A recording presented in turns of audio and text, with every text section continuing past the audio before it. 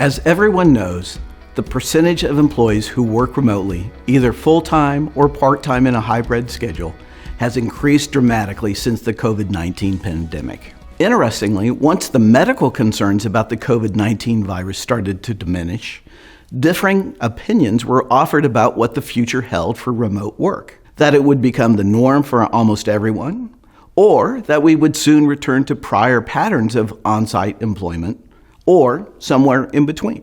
As we are seeing, the somewhere in between is becoming reality, especially in the sense of large numbers of people working partially remotely.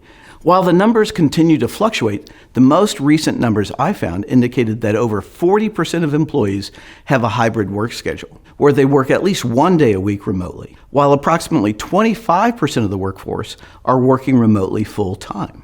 There continue to be pros and cons cited for working remotely and working in person. And, being honest, we will continue to discover unforeseen benefits and consequences of each. You may remember that prior to COVID and the pandemic, video conferencing was almost painful. Part of this was due to the still developing technology, and part was due to our lack of knowledge of how to work with video conferencing, like people not knowing their microphone was on, or getting up and showing they were less than fully dressed. Since then, technological advances have significantly improved the quality of video conferencing, and we've gotten better at using it. But even so, you may want to see my accompanying video for making video conferencing go well. Not to be the sky is falling alarmist, but I am concerned about some significant downsides to team members working remotely full-time and the reliance on video conferencing as a solution.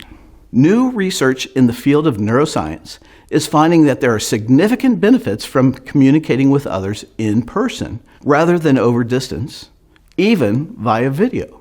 We have always known that qualitative differences exist in the accuracy of communicating with one another depending on the media used. Emails, texts, and online chatting provide a baseline level of verbal messages, but they lack the ability to communicate the subtle messages sent via tone of voice, speed of speaking, the volume and intensity of a person speaking. These types of information are more available when we talk over the phone, unless there's a bad connection, so that you're getting both the verbal content, but the nonverbal information associated with the words. Adding video information to the audio communication helps, whether it's a video message, a video posted online, or during video conferencing. But even so, the information is limited. First, the screen limits your view. You often don't see the whole person, primarily seeing only their face and upper body. You also don't really have an accurate view of their physical setting, where they are, and who's around them.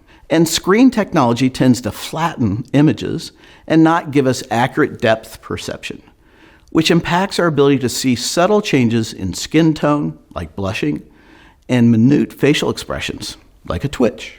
The results of these limitations, along with some other subtle messages our bodies send, is that we miss a lot of information when communicating remotely versus in person.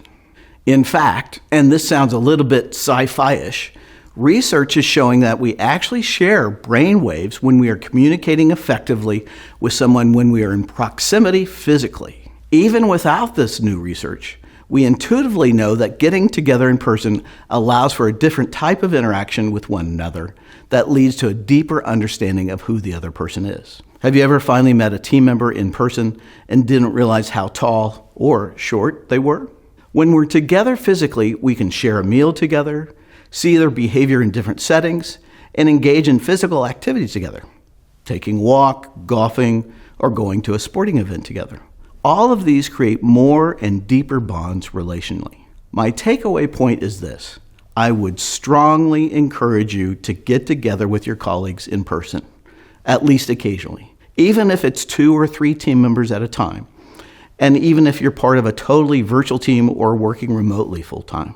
I'm convinced, and I believe research will eventually show, that being together and having face-to-face interactions yields significant benefits in understanding each other better and will positively impact your ability to work together well.